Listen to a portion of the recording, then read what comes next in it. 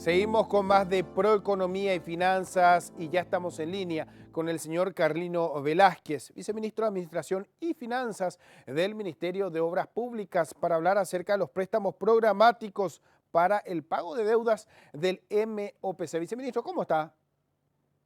Buen día, Edgar. Buen día a la audiencia y a las órdenes. Muy bien.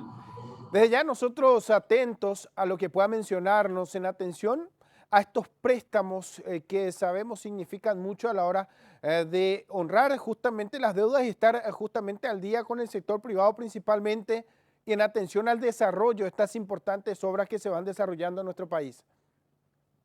Bueno, este año tenemos previsto préstamos programáticos en torno a 300 millones de dólares en el presupuesto, de los cuales probablemente debemos de contratar aproximadamente unos 240 millones, ¿cierto? Porque hay que entender también que el espacio fiscal que tiene el Ministerio de Hacienda para financiar todos los proyectos de infraestructura que tenemos también está acotado y tenemos que encontrar, digamos, una suerte de combinación óptima de hasta qué punto podemos gastar y hasta qué punto podemos endeudarnos para financiar ese gasto. Ahora bien, en principio hablamos de 300, pero para interpretar 240 es lo que ya ha sido aprobado o esto está pendiente de aprobación. 240 es lo que ya hemos conversado con los colegas del Ministerio de Hacienda, esperando que el resto del año mejoren las cosas también, si es que se pudiera, si se da eso. Próximamente se va a enviar un pedido de 100 millones de dólares nada más, para luego ir en el transcurso del año aumentando eso hasta llegar a 240. Ahora, creo que el próximo préstamo programático que se va a solicitar al Congreso son de 200 millones de dólares, de los cuales 100 millones va a ser para el Ministerio de Obras Públicas y los otros 100 millones de dólares para el Ministerio de Salud, para pagar los compromisos que se han generado con la pandemia. Ahora bien, ¿qué pasa con esta diferencia de 60? Porque hablamos en principio de 300, finalmente ya se ha conversado y como bien mencionaba con el Ministerio de Hacienda 240, pero ¿qué pasa con esta brecha de 60 millones? Bueno, ahora tenemos deudas por debajo de ese monto todavía, ¿verdad? Con el correr de los meses iremos viendo cómo se está comportando nuestros compromisos también, ¿verdad? Y lo que puede pasar también ahí es que simplemente esa parte no se va a financiar con crédito comercial, perdón, con crédito de multilaterales, como este programático, sino con un crédito bancario, ¿verdad? Nosotros estamos siguiendo con el proceso de facilitar el otorgamiento de crédito a nuestros proveedores a través de la cesión de las facturas. Y esa es una fuente de financiamiento también genuina y también bastante cómoda, digamos, para el sector público. Ahora, Al fin y al cabo, ese financiamiento es un financiamiento bancario local que no requiere tanto tratamiento, ¿verdad? Es como una especie de crédito a proveedores, pero en este caso el que pone la cara, vamos a llamarlo así, ya es el gobierno, ¿verdad? O nosotros mismos. es decir, de que ustedes entregan estas facturas, digamos, dando respaldo y dando fe justamente de estas empresas que operan con el gobierno para que finalmente se les liberen los fondos. Exactamente. En lugar de pedir al BID o a un organismo multilateral créditos, facilitamos para que las empresas vayan y consigan ellos mismos el crédito, pero con garantía, digamos, ya implícita del fisco, porque nosotros ya garantizamos que esos compromisos están, digamos, están perfeccionados. Entonces ellos consiguen el recurso a corto plazo del sistema bancario. ¿De Y a una cuánto? tasa muy razonable. Sí, ¿y de cuánto estamos hablando? Ahora mismo tenemos un saldo de unos 120 millones de dólares que tenemos comprometido con los bancos, ¿verdad? Creemos que eso puede llegar, puede seguir aumentando un poco más, ¿verdad? Y luego ya hacer el rollover año tras año. Ahora, cuando hablamos de esta implementación, de poder entregar estas facturas a los bancos, esto hace que finalmente cuando el MOPC tenga que honrar estas deudas, tenga que pagar un poco más de interés. En realidad, los intereses son conversados con las empresas, con los bancos. Sin embargo, nosotros les reconocemos un interés monatorio desde el momento que ellos presentan el certificado de obra. O sea, ahí es inequívoco, ¿verdad? Una vez que hay un contrato de construcción de una obra de infraestructura, ya existe un calendario de presentación, digamos, de certificado o un calendario de cumplimiento del contrato, ¿verdad? Para la empresa. Si ellos no cumplen el contrato en tiempo y forma, nosotros les cobramos una multa. Si nosotros no le pagamos en tiempo, le reconocemos un interés moratorio, ¿verdad? Y eso es independiente a que ellos vayan luego a hacer la sesión de facturas, porque habrá empresas que no necesitarán hacer eso, ¿verdad? Pero las empresas que necesitan pueden ir a descontar esas facturas que luego nosotros también les reconocemos un interés moratorio que está estipulado en el contrato de prestación del servicio. Qué importante esto, Carlindo, porque siempre hablamos de los contratos y de los términos con los que se logra finalmente llegar en acuerdo con las empresas privadas, porque anteriormente hablábamos de pérdidas, porque si bien se hablaba de un monto, esto finalmente terminaba con un interés bastante importante para el MOPC en relación al plazo. Hoy día estas obras responden al cronograma preestablecido por parte del MOPC con lo que están honrando estas deudas. Mira, si consideramos todos los contratos del Ministerio de Obras Públicas, nosotros hoy día tenemos una presentación digamos, de certificado, en promedio un poco más del 10% de adelanto. O sea, nosotros no tenemos atrasos en ninguna obra. Actualmente todos nuestros contratos están por encima, digamos, del plazo que ellos tendrían que hacerlo, ¿no es cierto? En 3 meses tendrían que cumplir, no sé, 10 kilómetros de la ruta y bueno, tienen 10,1 kilómetros, Ah, 11 kilómetros, 10% más. ahora, en atención a esto, decía justamente de las pérdidas que genera para el Estado en general, porque anteriormente, desde el momento del inicio, inclusive de llamado a licitación, se realizaban estos reclamos, inclusive desde el Vamos, en donde se hacían los reclamos y esto hacía que se retrase nuevamente el proceso y hoy día hasta eso se tiene en cuenta a la hora de que si no se encuentra irregularidades, la empresa que realiza el reclamo tiene que hacerse cargo de lo que significa esa demora, ¿no? Exactamente. Todas las empresas son conscientes de que si ellos demoran, nosotros no dudamos un segundo para aplicarle la multa, ¿verdad? Porque nosotros también estamos bajo la observación de la Contraloría. La Contraloría revisa uno a uno y con detalle todos nuestros contratos, ¿verdad? Cuando cobramos estas multas o cuando se dan estos atrasos, se revisan, tenemos que aplicar las multas.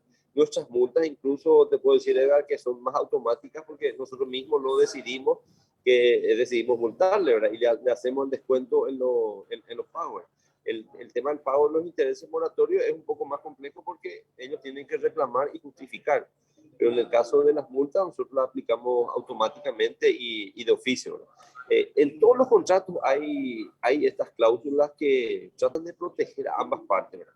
Tampoco el gobierno o el contratante, en este caso nosotros, el Ministerio de las Públicas, somos, digamos, una entidad que quiere aprovecharse de la empresa y la empresa del Estado, ¿verdad? O sea, no viene por ahí, viene por el hecho de respetar los plazos, respetar, digamos, lo que se escribió para que la empresa que sale al mercado a contratar gente, a comprar insumos también, pueda actuar y pueda trabajar conscientemente y digamos con información anticipada de qué es lo que va a pasar si cumple o no cumple en las reglas, ¿verdad? Y nosotros asimismo, ¿verdad? Nosotros sabemos que si nos comprometemos a presentar una obra en 2 años, en 3 años o en un año, tenemos que hacerlo en ese tiempo y si se adelanta está bien, pero si se atrasa tenemos que aplicar las correspondientes multas que se dan en esos casos.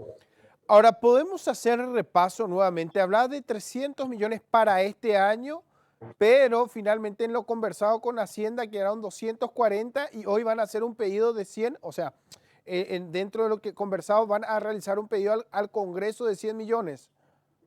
Exactamente. El tema es que tenemos dos cosas. Por un lado, tenemos la limitación del presupuesto, que en este caso al Ministerio de las Públicas le asignó un cierto monto de posibilidad de gasto, ¿verdad? La mayoría de esos gastos son gastos plurianuales que este año probablemente no vamos a poder pagar completamente, ¿verdad? Pero vamos a facilitar, digamos, el financiamiento incluso a las empresas a través de esta sesión de facturas, por ejemplo. Pero por otro lado también tenemos que hacer estos contratos o tenemos que concretar los contratos de estos préstamos programáticos que son realmente préstamos de libre disponibilidad a tasas muy bajas, a plazos muy largos y que lo único que tiene que cumplir es que sean gastos, o sea, financian, mejor dicho, gastos de capital solamente, ¿verdad? No financian gastos corrientes, ¿verdad? Entonces, son muy convenientes, ¿verdad? Pero también somos conscientes de que existe un límite para el endeudamiento anual para mantener nuestra salud fiscal global, ¿verdad? Entonces, ahí es donde jugamos un poco con hasta qué punto puedo endeudarme para pagar todos los gastos de este año, qué puedo pasar al siguiente año a través de otro mecanismo. ¿Existe una fecha límite para lograr la aprobación de este préstamo de 100 millones? No existe. Los compromisos están, ¿verdad? Se va a presentar al Congreso. El Congreso también será consciente, digamos, de que ese es un financiamiento que ellos mismos permitieron que se les solicite al haber aprobado los gastos en el presupuesto general de la Nación en diciembre pasado. ¿Quién realizaría este préstamo? ¿Quién otorgaría estos fondos? Creo que no estoy seguro si es del BID o de CAF, ¿verdad? Pero tenemos líneas en el BID y también en CAF. Creo que esto es de CAF, Corporación Andina de Fomento. Ahora, viceministro, cuando hablamos de estos préstamos, hablamos de la construcción. De hecho, son obras temáticas en algunos casos. ¿Esto contempla solamente construcción o también mantenimiento? Solamente, digamos, gastos de capital. El tema de mantenimiento, muchas veces uno dice mantenimiento no es gasto de capital. Sin embargo, la vida útil de una obra pública tiene su amortización, ¿verdad? Entonces, cuando se termina de amortizar, nosotros hacemos una reconstrucción de cero, ¿verdad? Eso, por más que parezca ser un mantenimiento, en realidad es gasto de capital nuevamente, porque dura otros 20 años más, por ejemplo. Cuando hablamos del puro mantenimiento como una especie de gasto corriente, eso serían puros bacheos, ¿verdad? Eso no entra en esta línea de financiamiento.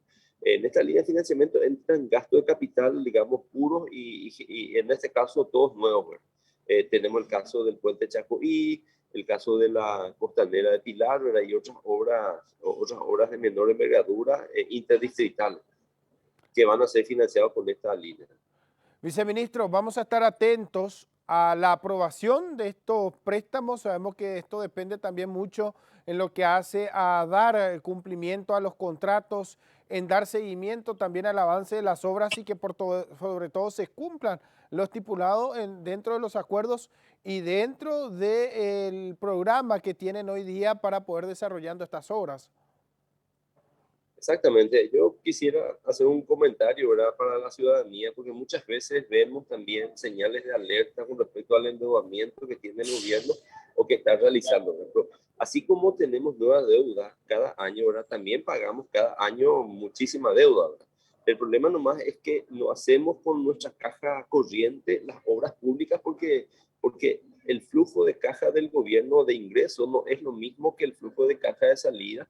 Entonces, se utiliza estos créditos para justamente suavizar esas diferencias, ¿verdad? Entonces, así como nos endeudamos todos los años, ¿verdad?, nos endeudamos responsablemente. De ahí esa diferencia justamente que estamos conversando de los 60 millones entre los 300 y los 240, ¿verdad? Justamente porque hasta ahí da el espacio, ¿verdad?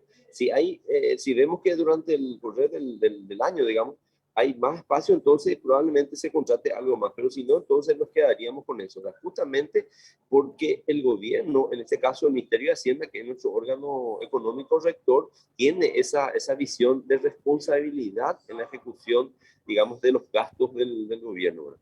Y por otro lado, nosotros como Ministerio de Obras Públicas, ¿verdad?, somos conscientes también de eso, ¿verdad?, y presentamos los proyectos y estos proyectos la adecuamos a ese tren de cosas en cuanto al financiamiento que necesitamos sistematizar y regular, ¿verdad? Viceministro, por su tiempo, muchísimas gracias. Valoramos este análisis y vamos a estar atentos también más adelante a otro tipo de comentarios en atención al desarrollo, por sobre todo que tenga esto y en atención a lo que se espera. Muchísimas gracias y que tengan buen día. Muchas gracias.